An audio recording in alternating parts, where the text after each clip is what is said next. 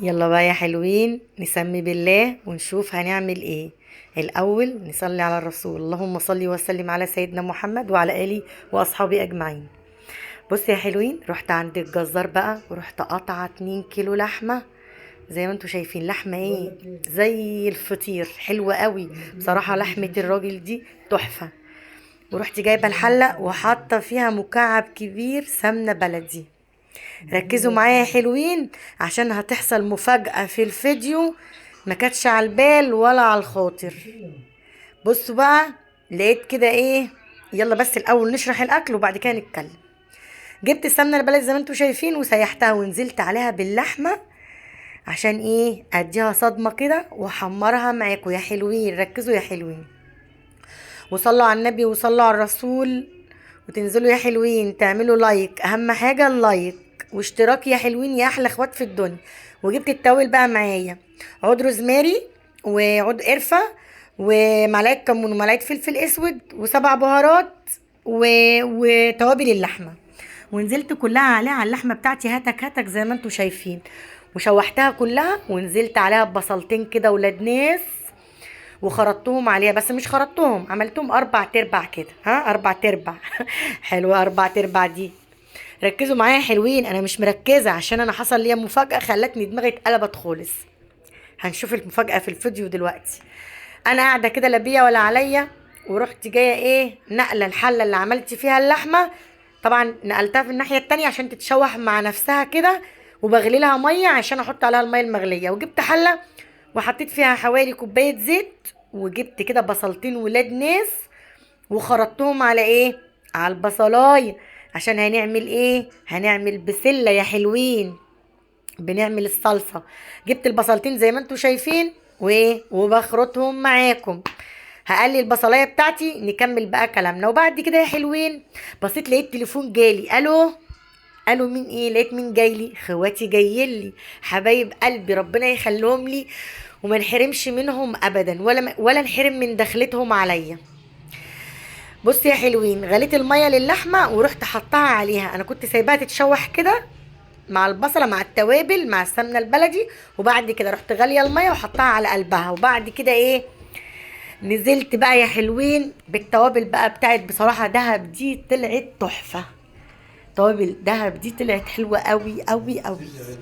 وبعد كده بقى اخدت التوابل اللي هي بقى ايه، فلفل اسود وكمون وكاري وحبهان، يعني ربع معلقه حبهان. ونزلت بقى يا حلوين عشان اللون ببابريكا حوالي نص معلقه.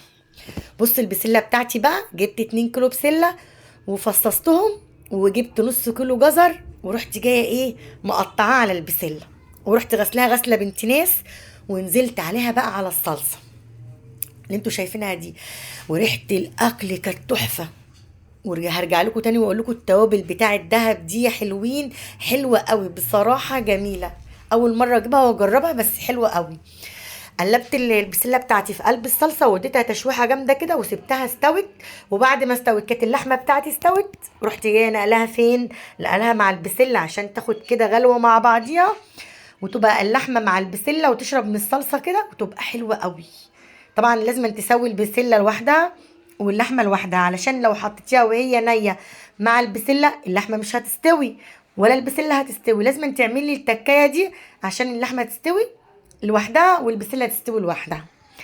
المهم نرجع بقى ايه لاخواتي، زي ما انتوا شايفين بقى جولي وجايبين حريمهم معاهم، ربنا يخليهم ليا وما نحرمش ابدا من دخلتهم عليا. بصوا مرات اخويا اللي واقفه بتحط الايه، الشعريه في الحل، دي مرات اخويا ووقفت معايا في المطبخ قلبت الشعريه وحمرتها. وانا نزلت بقى بالرز زي ما انتم شايفين، وكنت مبسوطه قوي قوي ان هم جولوا. كان اخويا جايب لي المواسم بتاعتي، المواسم دي عشان احنا ناس من الشرقيه، في ناس اللي هم الفلاحين، الناس الحلوين الجدعان دول.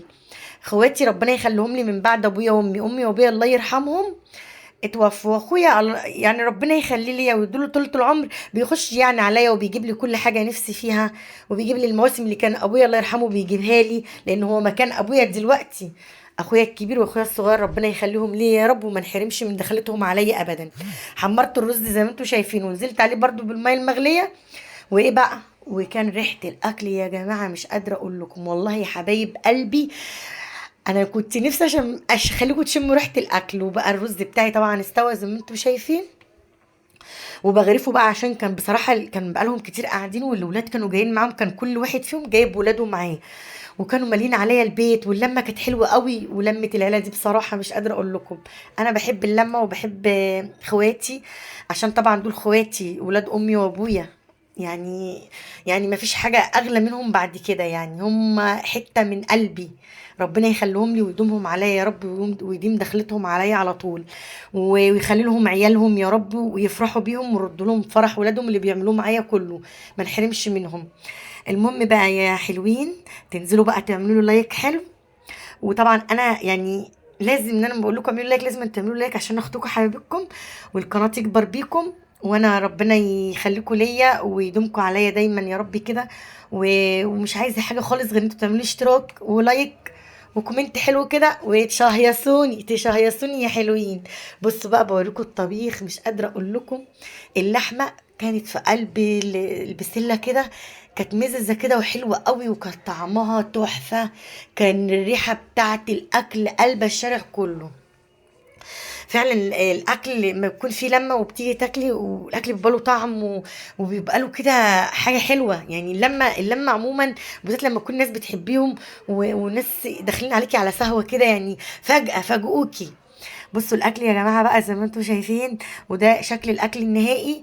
ومش طالبه منكم غير ان انتوا تنزلوا في الكومنتات تصلوا على النبي وتعملوا لي لايك يا حلوين واشتراك، وربنا يخليكم ليا ويدومكم عليا نعمه يا رب. وتسلموا لي يا رب. طبعا انا عايزاكم تكتبوا لي في الكومنتات وتدعوا لي لاخواتي ربنا يخليهم ليا. ومع الف سلامه، واشوفكم على خير يا احلى اخوات في الدنيا، وما نحرمش منكم ابدا، وربنا يخلي اخواتي يا رب.